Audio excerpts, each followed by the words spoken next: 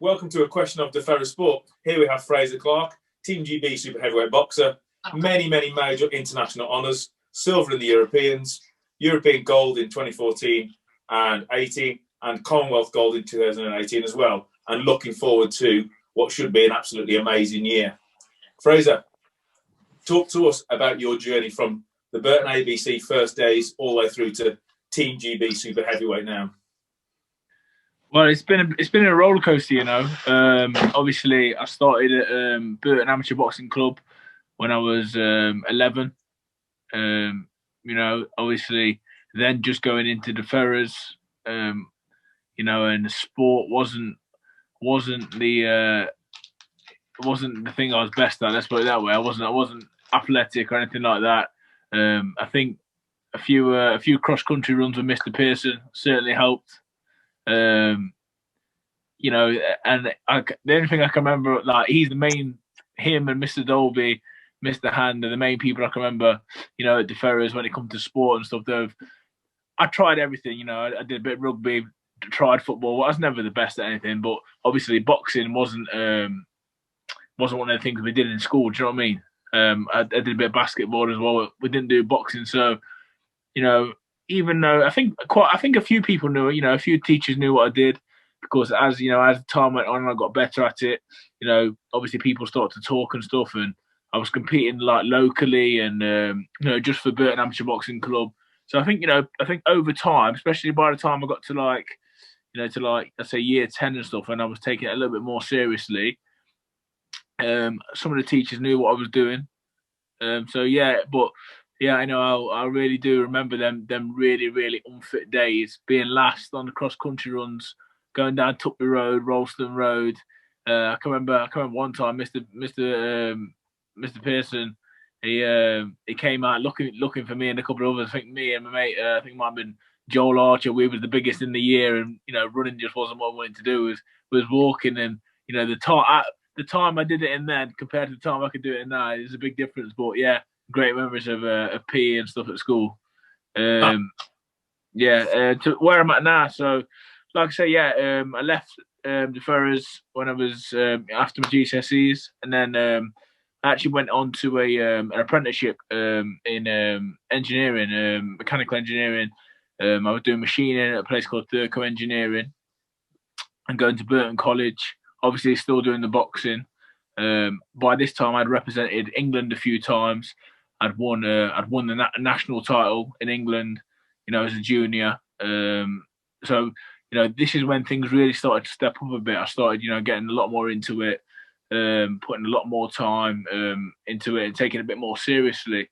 And then, obviously, a year into my apprenticeship, I had the opportunity to go to Team GB headquarters in Sheffield, and I was on the trial. And I was only, like, I was still unfit at this point, really unfit. And it was more of a hobby, but I just didn't really enjoyed it. So I went down the trial anyway. Didn't think nothing too much of it. You know, it was just at that age there, boxing it's just all fun. Literally, I was just enjoying it. You know, I'd met some good people along the way, but I was starting to branch out a bit on Trent now. So I had friends in, you know, Liverpool, Newcastle, people from down London. I had loads of friends in boxing. So I had this trial for Team GB, and then you know, to be honest, I didn't think I did too well. You know, I wasn't very good at the running, the physical side of things, the running, I couldn't even do a press up. I couldn't do a pull up. I could hardly run 100 meters, you know, without my heart beating out my chest.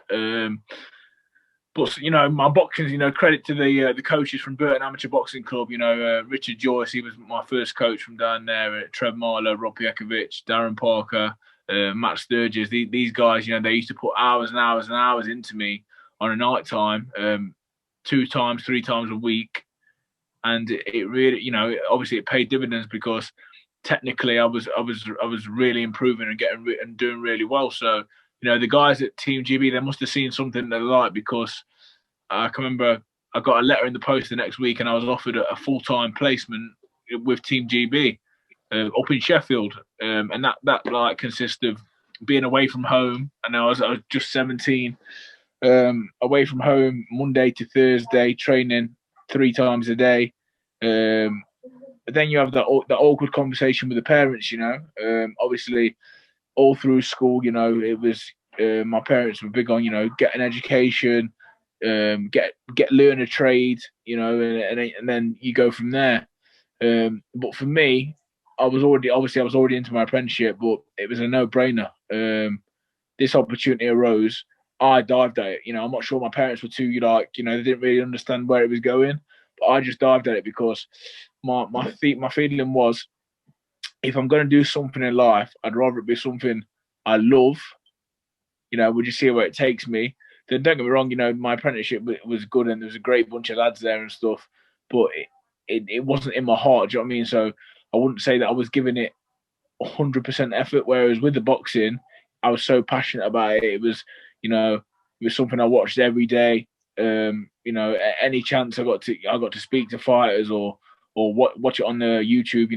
That was my whole pastime was watching boxing. So like I said, I thought what, we'll go for it. And then like I said, that was a long time ago. That was 2009, 2009, 2010. And now, obviously over a lot of years of being up in Sheffield, so many ups and downs. I've failed so many times, different tournaments I've gone. I've been all around the world. I've, some fights I've, sometimes I've not performed, sometimes I've performed. But it's just been the best experience for me personally. A young chubby kid with not an athletic bone in his body. Before I got into GB, I've been abroad once, and now I've been all around the world. Representing my country, doing something I absolutely love. It's been a really good career for me so far, and we're just getting started.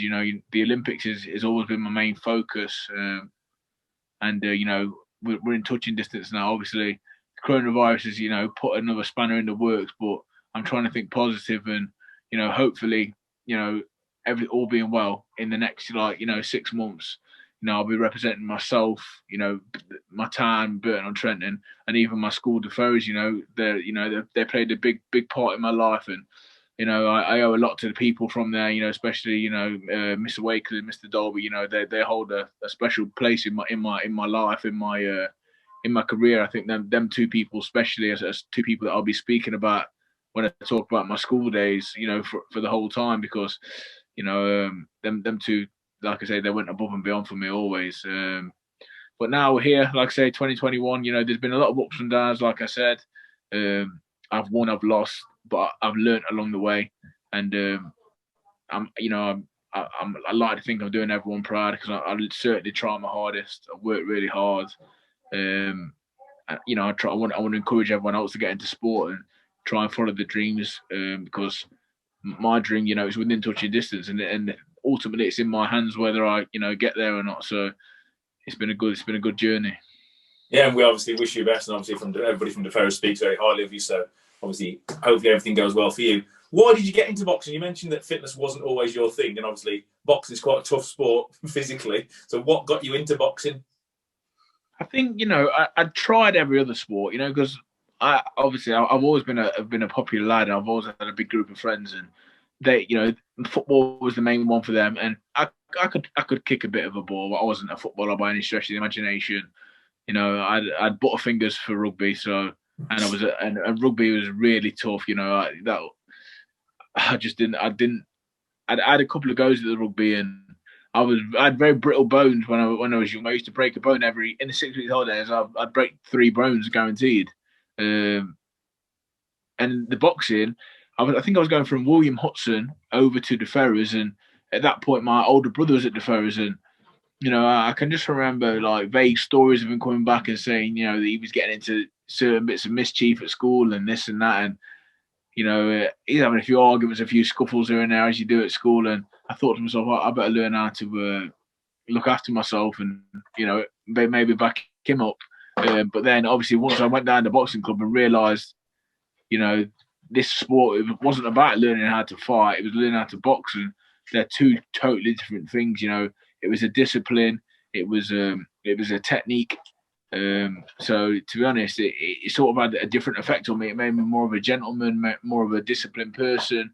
I was spending time around people that that wasn't my dad, and they were telling me what to do, and that was a big part of the discipline.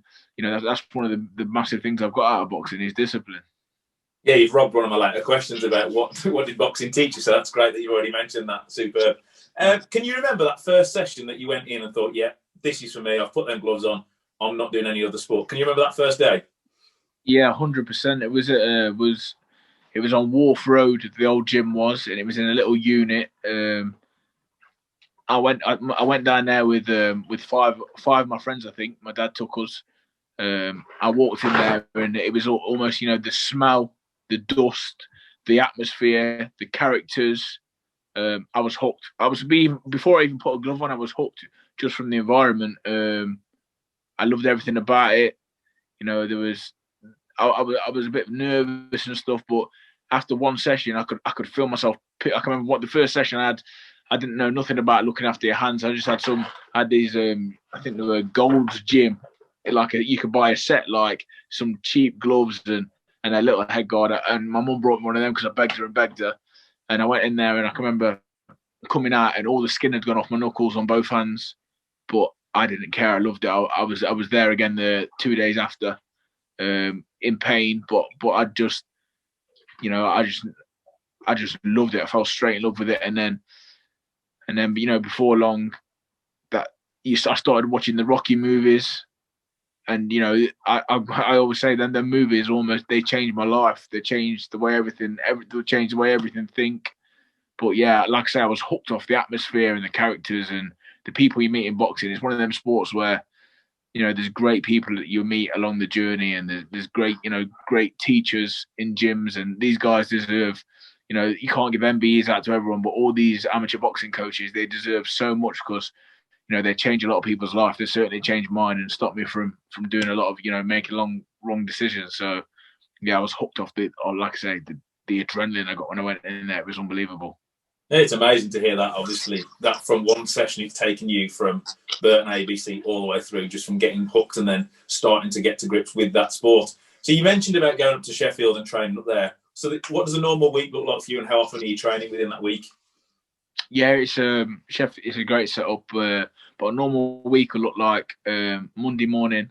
I'll get up and I'll train. I'll train locally before I go to Sheffield in the afternoon.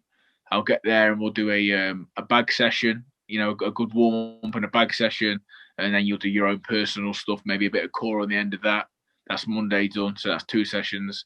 And then we'll wake up on a Tuesday morning. We'll all weigh in with the coaches. Obviously it's a weight making sport, and we like to be in optimal shape, so we weigh in every morning, and then we'll be on the track for 7:30 with our strength and conditioning coach and our fitness coaches. That'll consist of some form of run, some form of cardio. That can vary from different interval runs to sprints and everything else. It would depend on what stage of competing we're at. And then we'll go back, have some breakfast. Then by 11 o'clock, I'll be in the strength and conditioning gym, working on all my strength and stuff like that. And then we'll have lunch, then have a rest, then back into the gym in the afternoon for the boxing session, which consists of boxing, sparring, pad work, bag work, more circuit training. And then that'll be me done for the day. So 3 sessions a day. That'll be Monday through Friday, and rest on the weekends. So it's hard work, but the gains obviously could be absolutely massive, which is obviously putting those effort in that hours in could be a huge sort of celebration for you come 2021. So 2021, it's a big year. What are your aims? First and foremost, it was supposed to be 2020. I was hoping to go to the Olympic Games, but obviously coronavirus has sort of put, like I say, a spanner in the works for that. But my aims for 2021, I'm going to become a father. So that's my main. That's a great achievement for me, and I'm really happy with that. And then father for the second time. And then after that, it's qualifying for the Olympics. In April, we've got the Olympic qualifiers. I'm so tunnel vision focused on that at the minute. It means everything to me. Like I say, since from 11-year-old to I'm 29 now, that's it's been a goal of mine. So all them years of hard work and dedication, they need to come to the forefront now. So qualify for the Olympic Games, then go to the Olympic Games. Obviously, going to the Olympic Games isn't enough for me. I want to go there. I want to do what I did. I want to win the gold medal. That's my ambition. But I'm gonna do everything in my power to do that. Then after that, I'm gonna turn professional and give myself a go in the professional ranks, and hopefully bring a few joy to the households, especially locally, and entertain a few people, and I just enjoy what I do. So if I'm having fun with it, and I love what I do, then I can't really go wrong. Well, I know there'll be a lot of people at deFerrers supporting you along your journey through to Tokyo, and then after that in the pro ranks. Fingers crossed everything goes well. So there's been many highs from 11 to 29. What's been your favourite moment in boxing so far for you? There's been a couple. So I'd say the national title, that was a massive one for me. That was really big, and people will look at the Commonwealth Games and say, that's got to be the highlight of your career so far, and it really is. But I think the national title, because didn't just mean so much to me. Them coaches that I started with, they hadn't had a national champion for, I think it was over 30 years, if not something like that. And I know how much it meant to them. So that was a real big one for me. That's it. I won that at junior level and senior level. So I think at senior level, that was 2015. I won that, and it meant so much to them. That I really do have that as one of the highlights. But other than that, obviously the Commonwealth Games was something totally new to me. I didn't realise how big it was until I was actually there and involved, and coming home and walking down the street and people recognise you from the TV and stuff like that. So and it was out in Australia on the Gold Coast, which was beautiful. So like I say, I've had many amazing moments in boxing, but between the Commonwealth Games and the national title in 2015, definitely they're big moments for me. Perfect. And just touch on, obviously, a couple of lows throughout that time. What's been your biggest disappointment, and how did you overcome that? Biggest disappointment. I mean, I think one of the biggest disappointments for me is I've underperformed a couple of times. I went to the European Games in 2019. Yeah, I think it was, and I lost in my first fight to someone that I think I should have been beating. Mentally I wasn't quite there through one thing or another that was going on at the time in my life, and it's just disappointing. No one likes to lose, especially not me. I'm a winner, and that's just how it is. I like to win, whether we're playing a board game or anything else. I like to win. It's that simple. So that was a real downtime for me. Also, I've had some bad injuries. I did attach my hamstring in the Europeans. And obviously that I boxed 4 times with this injury, and then that I had to have an operation and stuff, and that put me out for a year. I also had an operation in my hand. I had to have some bone taken out of my hip and put into my hand. Just off landing shot. It's a dangerous sport. So I think the injuries have been a hard time, and maybe a couple of times when I've underperformed, I'm my own worst critic, and I expect a lot from myself. I really do. And like I say, underperforming I've got no time for that. Yeah. So it sounds like the journey's been very up and down throughout the last sort of 15 years, and hopefully the crowning moment with that will be in Tokyo. So obviously best of luck with that. Now, just on sparring and stuff, who's the best person you've shared a ring with, whether that be a professional now or whether that be an amateur that you thought, he's real good? There's so many to choose from. I've been all around the world sparring, from like I say, from the current professionals that everyone knows, to Anthony Joshua, to Cubans, people from Uzbekistan, Kazakhstan. These are phenomenal fighters. Americans, but the best, Joe Joyce as well. I did a lot around with him. He Olympic silver medalist. Over years. I can't really say the best, because they're all really good, but obviously I think AJ is definitely a standout. For someone that I've seen develop, and I've been friends with him for a long time. So it's never an easy spar. You know, unbelievable athlete, fast, strong, and fit. So, you know, between AJ and then, like I say, at this level, international level, you don't meet many bad fighters. So it's always really competitive. Yeah, so when you're obviously sparring and looking through to the professional ranks, what does a spar teach you for obviously those that aren't sort of boxing savvy? What does sparring teach those sort of set skills for you? Well, I'd say, you know, it's like it's the closest thing you can get to an actual bout and a fight is sparring. So it's all about learning for me. You know, it's not about getting in there and trying to bash the life out of this other person. You know, you try and work on your own mistakes, practice, and you put yourself in scenarios that are going to happen in a fight. It's the closest thing you can get to it. Sharpness and fitness, and you know, just being in the ring. It's like football training, and people play at the end of football training. You play a game at the end. It's just that's the closest you can get to the real thing. But yeah, for me, it's all about sharpness and timing and working on, you know, trying to cut out the mistakes and make less mistakes. It's not really, you know, people think, oh, sparring is about getting in there and killing each other.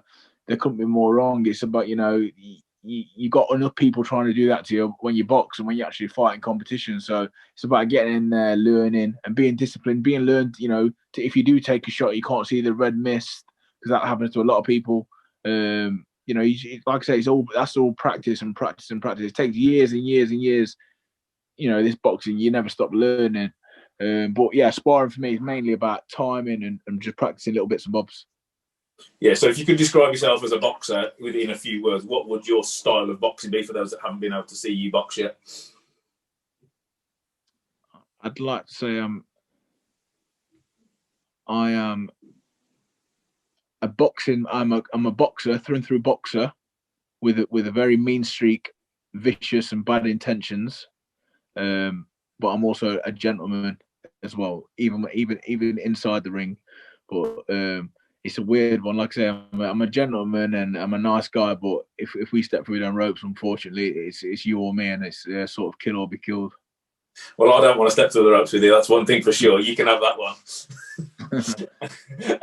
Last thing from me, have you got a special message or inspiration quote or anything that you can share with the DeFerro students? Because obviously you were one of them sort of many years ago, and we're here trying to inspire the next generation to take up a sport and do good things like you've done for the school, DeFerros, and also the town for Burton. So anything you could share will be great.